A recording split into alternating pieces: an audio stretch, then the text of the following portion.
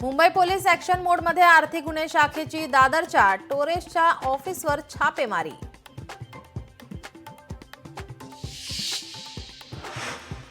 बीड आणि परभणी प्रकरणी आज वाशिममध्ये मोर्चा। संतोष देशमुख यांचे बंधू आणि इतर राजकीय नेते राहणार उपस्थित।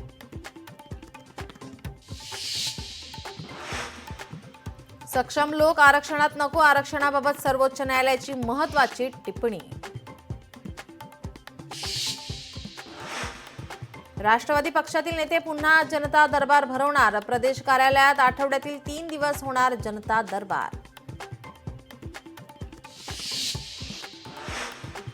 राज्यात 3 विषाणू संशोधन निदान प्रयोगशाळा निश्चित। एचएमपीव्हीच्या पार्श्वभूमीवर आरोग्य विभागाचा निर्णय।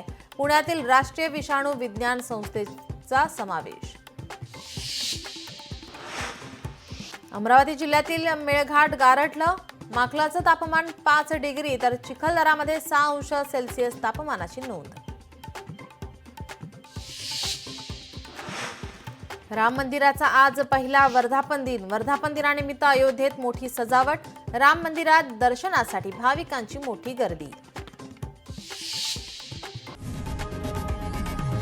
लोकशाही मराठी ऐका, पहा, जागरूक रहा।